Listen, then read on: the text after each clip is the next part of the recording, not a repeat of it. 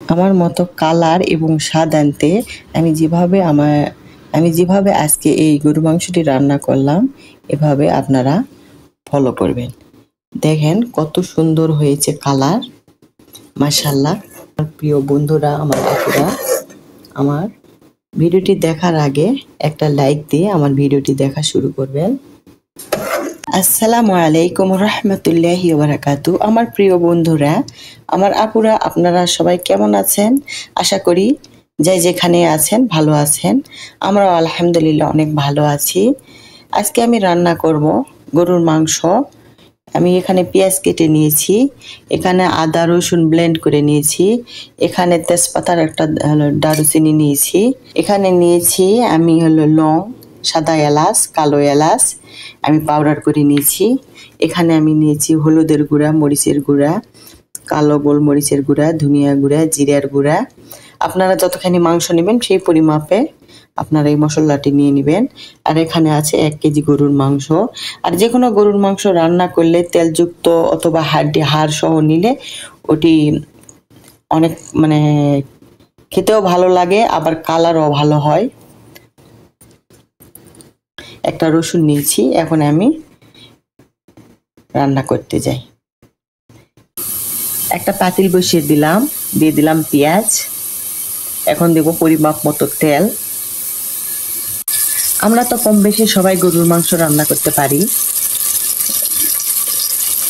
কিন্তু আমি যেভাবে রান্না করেছি, আমরা অনেক সময় কোনো ভুলের কারণে রান্না করলে হয়তো কালার হয় না, আবার হচ্ছে টেস্ট ভালো মতো আসে না। আমরা অনেক সময় গরুর মাংস রান্না করি কিন্তু কালার আসে না, আবার এমন সময় টেস্ট আসে না। আমি যেভাবে রান্না করেছি একটু ফলো করে রান্না করলে তোমাদের দেখবেন মাংসের কালারটাও সুন্দর আসবে, আবার হচ্ছে টেস্টও অনেক ভালো আসবে। আমি পেঁয়াজকে ব্রাউন করব না, হালকা একটু ভেজে নেব।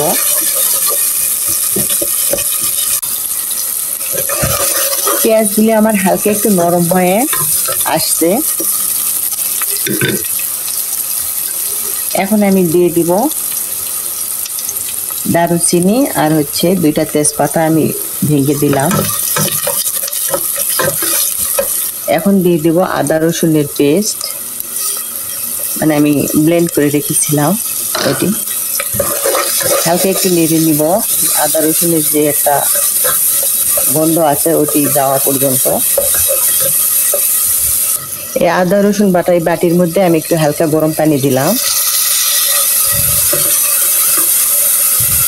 মশলাগুলি রেখেছিলাম সবগুলি এখন দিয়ে দিব।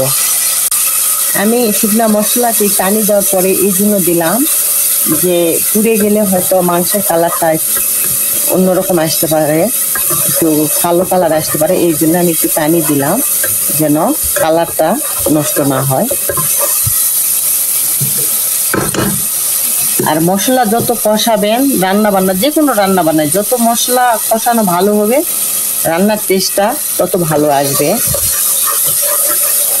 আর কোনো মাংস হোক অথবা তরকারি রান্না করলে কখনোই ঠান্ডা পানি দেওয়া যাবে না, কষানোর পর গরম পানি দিতে হবে, তাহলে মাংসের যে স্বাদটা ওই স্বাদটা ভালো থাকবে।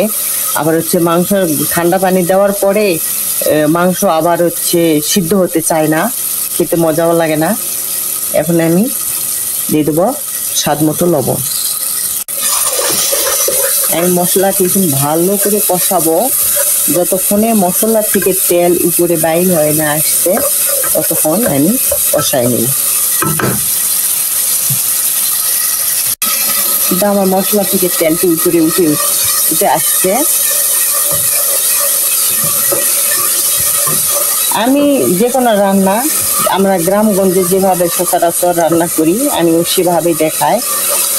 এখন আমি যে মাংসটি ভালো করে ধুয়ে পানি ঝরাই নিয়েছিলাম ওই মাংসটি দিয়ে দেব।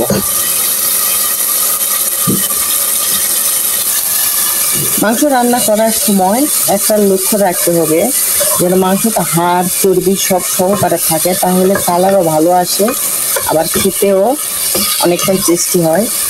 আমি আর এর মধ্যে পানি দিব না, মাংসের থেকে যে পানিটি বাইরে দেবে ওটি দিয়ে আমি কষিয়ে নিব। এখন চুলার তাপটি মিডিয়াম টু মিডিয়ামে রাখবো।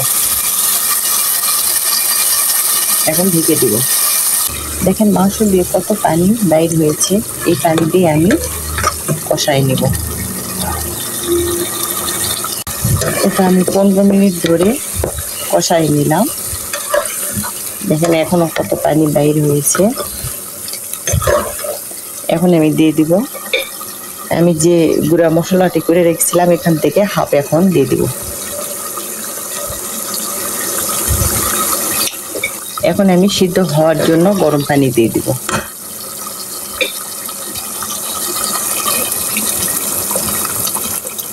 আপনাদের মাংস অনুযায়ী আপনারা পানি দিতে পারেন এবং কতটুকু ঝোল রাখবেন সেই অনুযায়ীও পানি দিতে পারেন।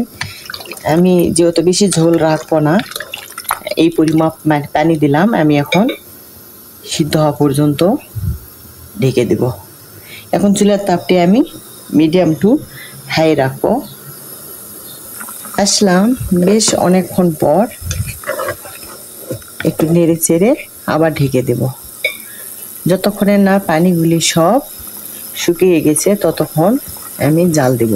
আমি প্রায় 40 মিনিট পর আসলাম। এর মাঝে আমি কয়েকবার নেড়ে দিয়েছি, আমি ভিডিও করি নাই।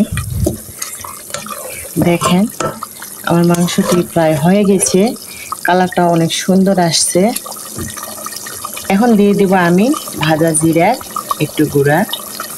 এ পর্যন্ত এসেও যারা আমার ভিডিওটিতে লাইক দিতে ভুলে গেছেন, প্লিজ একটা লাইক দিবেন। আমার নতুন বন্ধুরা আসলে আমার চ্যানেলটি সাবস্ক্রাইব করে দিবেন আর একটা শেয়ার দিয়ে দিবেন। আর আমার রান্নাটি কেমন হয়েছে সবাই কমেন্টসের মাধ্যমে জানাবেন। আজকের ভিডিওটি আমার এই পর্যন্ত। সবাই ভালো থাকবেন, সুস্থ থাকবেন, এই দোয়া করি। আমাদের জন্য দোয়া করবেন। আসসালামু আলাইকুম ওয়া রাহমাতুল্লাহি ওয়া বারাকাতুহু।